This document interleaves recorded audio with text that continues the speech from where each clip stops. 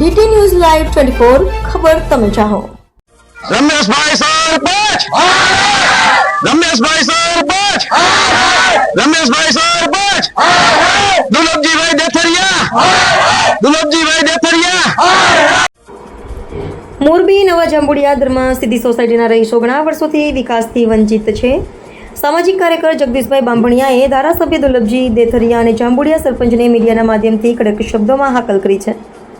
સોસાયટીના રહીશોને વર્ષોથી અવગણવામાં આવ્યા છે। જગદીશભાઈએ જણાવ્યું કે ધર્મ સીધી સોસાયટી બન્યાને પૂરા 15 વર્ષ થઈ ગયા, છતાં અમારી સોસાયટી હજુ પણ અડધી સદી જૂની હાલતમાં છે। અહીં કોઈ પણ પ્રકારની સગવડ નથી, ન રસ્તા સારા, ન પાણીની વ્યવસ્થા। ચોમાસા આવે તો ઘરોમાં પાણી ઘૂસી જાય છે, શેરીઓ તળાવમાં ફેરવાઈ જાય છે, પણ પાણીના નિકાલની કોઈ પણ વ્યવસ્થા કરવામાં આવી નથી। તેમણે વધુમાં ઉમેર્યું કે જ્યાં સરકારના વિકાસના મોટા દાવો કરે છે, ત્યાં અમારી સોસાયટીના રહીશો મૂળભૂત સુવિધાઓ માટે હજુ પણ વંચિત છે। અમે વર્ષોથી અવાજ ઉઠાવી રહ્યા છીએ, પણ વચનો સિવાય કશું જ હાથ લાગ્યું નથી। હવે સમય આવી ગયો છે કે આ સમસ્યાઓનો કાયમી ઉકેલ લાવવામાં આવે। સોસાયટીના રહીશોએ પણ એકસુરે જણાવ્યું કે જો તાત્કાલિક પગલાં લઈ લેવાય તો તેઓ ઉગ્ર આંદોલનનો માર્ગ અપનાવશે। રિપોર્ટર વાઘજી વાઘાણી।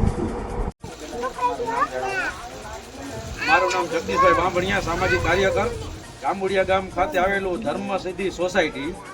વર્ષોથી આ 15 વર્ષથી આ સોસાયટી બની છે અને અહીંયા આજુબાજુમાં ફેક્ટરીઓ પણ આવેલી છે અને કરોડો રૂપિયાની ગ્રાન્ટ આવે। સરપંચ શ્રી દ્વારા એમ કહે છે કે આ લોકો પબ્લિક અવારનવાર ગ્રામ પંચાયત ખાતે રજૂઆત કરવા પણ જતા હોય છે, પણ સરપંચ દ્વારા એવા જવાબ દેવામાં આવે છે કે હજી ગ્રાન્ટ આવી નથી અને આવશે અને અહીંયા વાપરી નાખીને અહીંયા વાપરી નાખી। તો તમે બધા મત લેવા તો બધા દોડ્યા આવો છો, એટલે કારણ કે આ પબ્લિક અત્યારે ત્રાહિમામ થઈ ગઈ કે અહીંયા સોસાયટીની અંદર ઘણી બધી એટલી સમસ્યા છે અને અત્યારે ચોમાસાનો માહોલ છે અને અત્યારે ઘરે ઘરે મંદવાડ ફાટી નીકળ્યો છે, એટલે કારણ કે લોકો અત્યારે ત્રાહિમામ થઈ ગયા છે। અને જ્યારે ચૂંટણી આવે ત્યારે જ અહીંયા દુલભજીભાઈ દેથરિયાનો વિસ્તાર, ધારાસભ્યનો વિસ્તાર આવે છે।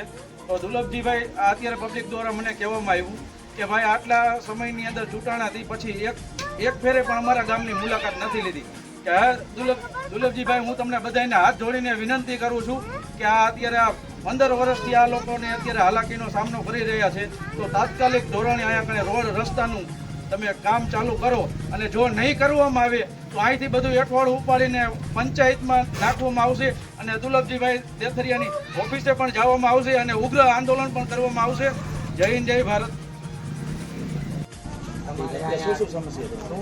પાણી નથી આવતું, આ રસ્તા નથી, અત્યારે ઘરે ઘરે મંદકી કેવી છે, છોકરા ક્યાં રહે?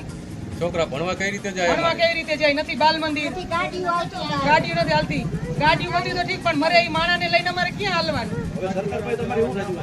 અમારે રસ્તા જોઈ, પાણી જોઈ, બધું જોઈ નહીં, છોકરાઓનું બાલ મંદિર જોઈ પેલા કોઈ નથી આવતા, બાળકો ક્યાં મૂકવાના? અમારે એની ભવિષ્ય બગાડવાનો। અમારે બાલ મંદિર જોઈ, રસ્તો જોઈ, ના બાલ મંદિર નથી। બધાની શેરીમાં ઘરમાં રૂમમાં પાણી ભર્યા હતા। જાણે કે વરસાદ ચાલુ નહીં નતા તો સામાન્ય વરસાદ કહેવાય, કોઈ એવો વરસાદ નહીં, છતાંય કાંડા લગી ઘરમાં પાણી ભર્યા હતા। જો એ પાણી ઉલેસતા હતા તો અમારા બાથરૂમમાં પાણી બધે જતા હતા। ગટરનું પાણીનો નિકાલ જ નથી, કોઈ બધું પાણી જે ગટરનું પાણી રહ્યું બાથરૂમમાં નીકળ્યું તો નાવા ક્યાં જવાનું? અને પેલા પ્રથમ તો પાણી આવતું જ નથી। પાણી જેને આવે ને 5 ઘરને આવે, બીજા 10 ઘર એમને પડ્યા।